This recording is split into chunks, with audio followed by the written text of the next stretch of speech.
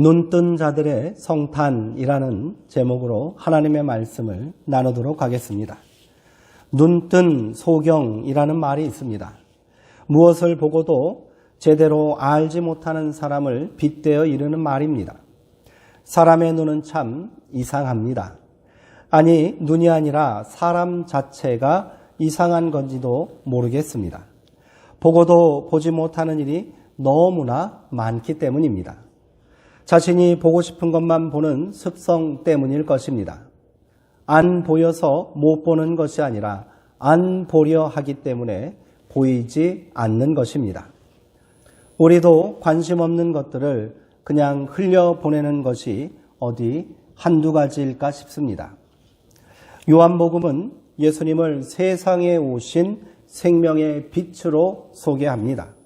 그러나 곧바로 빛이 어둠의 빛이 돼 어둠이 깨닫지 못하더라라는 안타까운 말을 덧붙였습니다.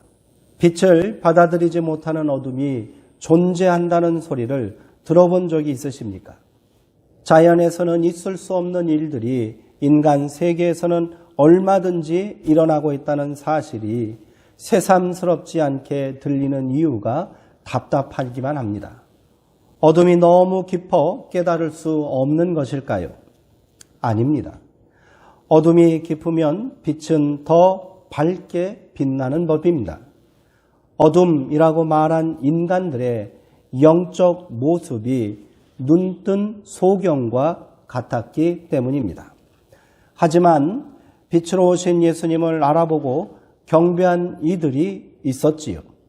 눈먼 자들의 도시 속에서 눈 떠 있는 자들입니다. 요한은 이런 사람들을 영접하는 자라고 불렀습니다. 오늘 본문에는 밤에 들판에서 양떼를 지키고 있던 목자들이 등장합니다.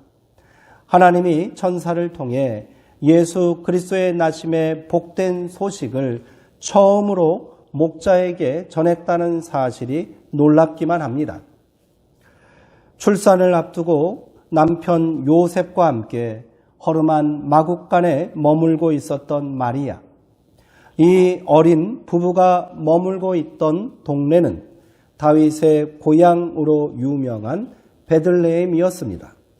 일찍이 구약의 미가 선지자는 세상을 구원할 메시아가 다윗의 고향인 베들레헴에서 탄생할 것을 예언한 바 있습니다. 그곳에도 성경을 깊이 연구하는 학자들이 있었을 것이고 메시아 탄생을 고대하는 경건한 자들이 있었을 것입니다. 그런데 누가복음에는 이 기쁜 소식을 처음으로 듣게 된 사람들이 밤의 들판에서 양떼를 지키고 있던 목자들이었다고 증언합니다. 모세나 다윗도 목자 출신이었고 하나님께서도 자신을 목자로 비유하신 것처럼 구약 성경에서 목자는 매우 긍정적인 이미지를 가지고 있습니다. 그러나 당시 신약의 세계에서는 목자는 매우 비천한 계층의 사람들이었습니다. 뿐만 아니라 목자는 음흉하고 거짓말을 잘하는 자들의 대명사처럼 여겨졌습니다. 그런데 왜 세상에 하나님의 영광과 평화를 전하는 천사가 목자들을 찾아온 것일까요? 성경에는 그 이유가 나와 있지 않으니 알 수 없는 노릇입니다. 그러나 확실한 것이 하나 있습니다. 이렇게 태어난 아기가 앞으로 증거하게 될 하나님의 은혜와 복이 어떤 자들을 향하게 될지를 짐작해야 합니다. 이들이야말로 요한이 말한 영접하는 자들입니다. 세상을 구원할 존귀한 왕이 베들레헴 작은 마을 허름한 마국간에서 태어났어도 이를 보고 영접할 수 있는 사람만이 하나님의 은혜와 영광에 참여할 수 있는 것입니다.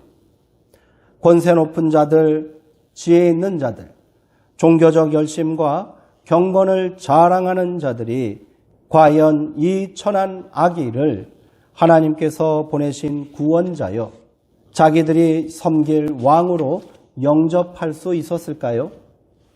답은 뻔합니다. 권세 있는 자들은 코웃음을 쳤을 것이고 지혜 있는 자들은 이야기가 메시아가 아니라는 증거를 성경에서 100개나 찾아냈을 것입니다. 종교 지도자들은 두말할 것 없이 이 아이는 부정한 아이라고 가까이 가려 하지도 않았겠지요. 우리 예수님은 베들레헴의 한 구유에서 소리 없이 태어나셨지만 그 탄생의 목적과 의미는 범상치 않습니다. 목자들은 주의 사자가 곁에 서고 주의 영광이 그들을 비추매 크게 무서워하였습니다. 어둠의 땅에 빛이 비치는 성탄의 메시지는 장차 메시아의 사역이 어둠 가운데 있는 자들에게 빛을 보게 하는 것임을 나타내는 예표입니다. 목자들이 천사를 통해 받은 메시지는 사람들이 오랫동안 기다렸던 메시아가 예수라는 사실과 그 사실을 사람들에게 알리라는 것이었습니다. 천사는 11절에서 이렇게 말했습니다. 오늘 다윗의 동네에 너희를 위하여 구주가 나셨으니 곧 그리스도 주시니라. 천사들이 목자들에게 전한 예수님의 정체성과 사명은 구주, 그리스도, 주라는 세 호칭 속에 잘 나타나 있습니다. 이 호칭들에는 각각의 의미가 담겨져 있습니다만 궁극적으로 이 땅에 평화를 가져올 세상의 구원자요, 하나님께서 보내신 위대한 왕이라는 의미를 담고 있습니다.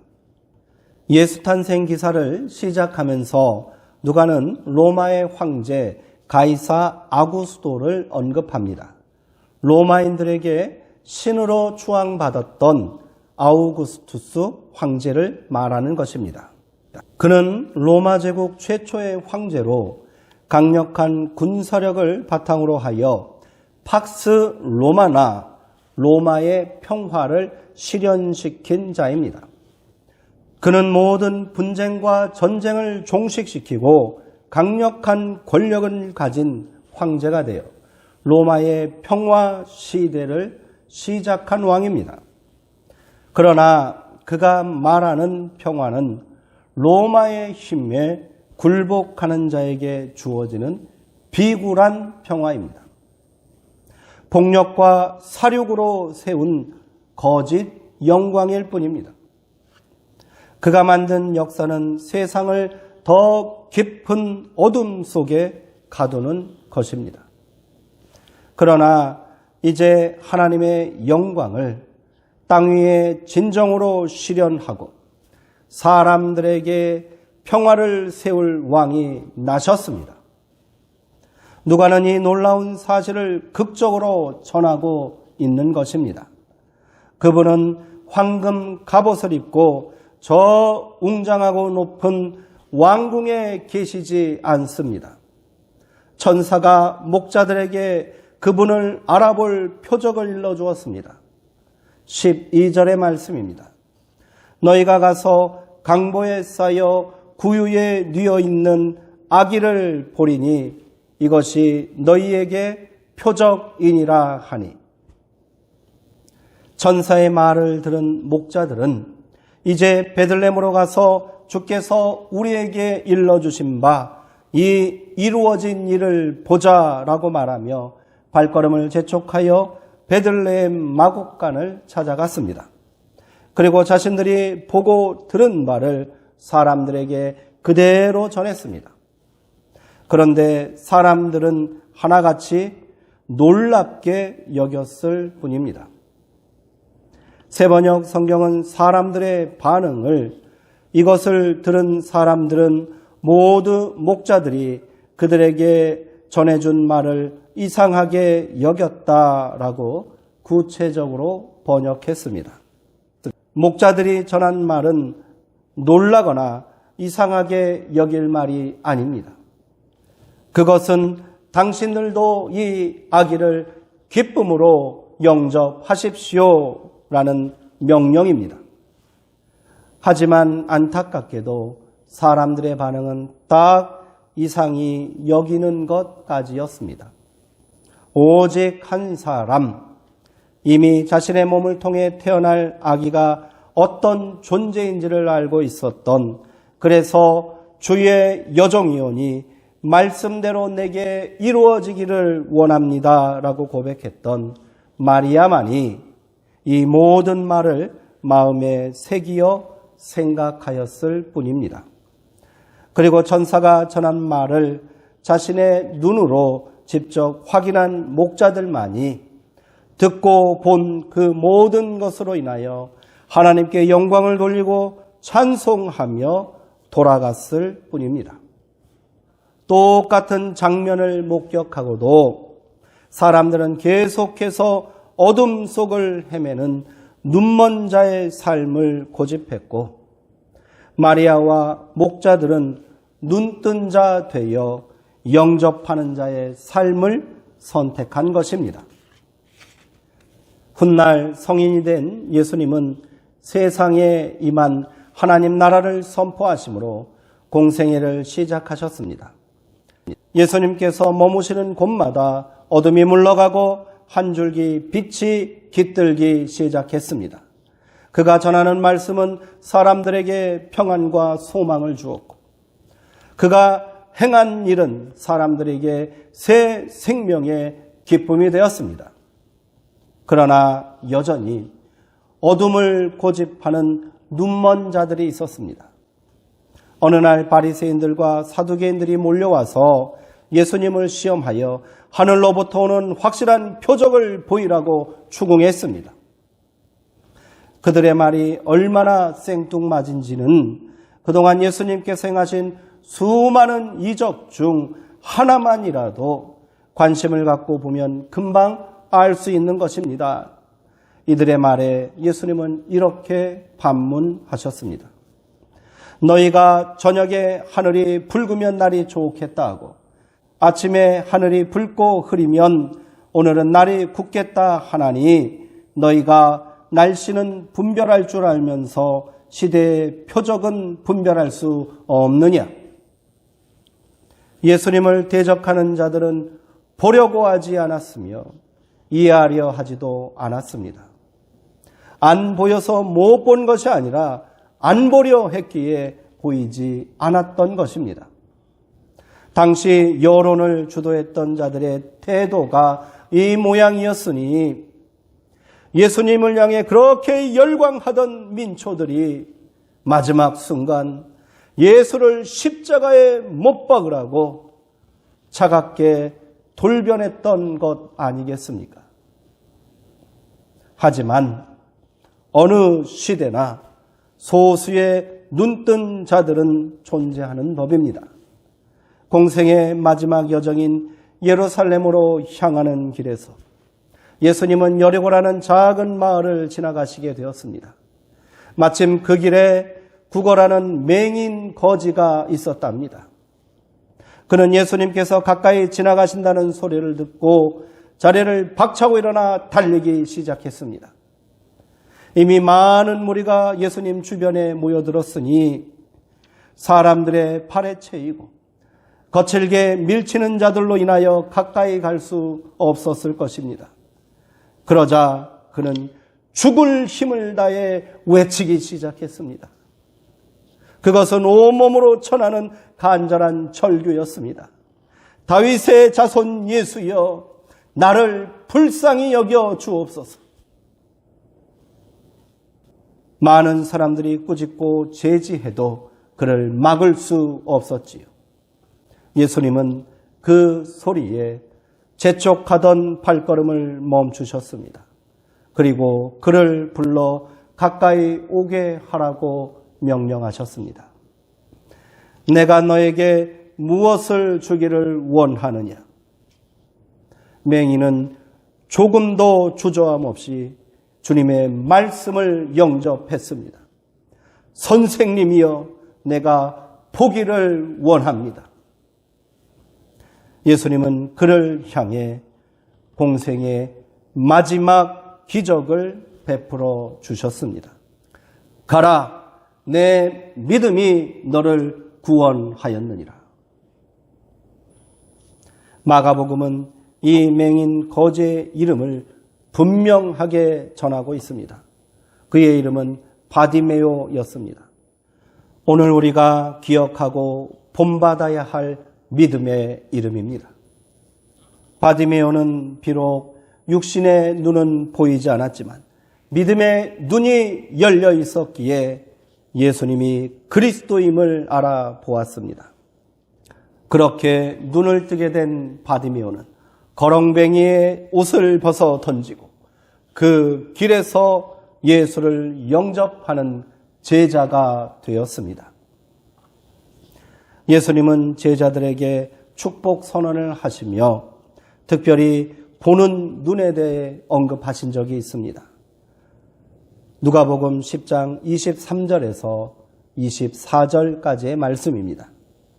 제자들을 돌아보시며 조용히 이르시되 너희가 보는 것을 보는 눈은 복이 있도다.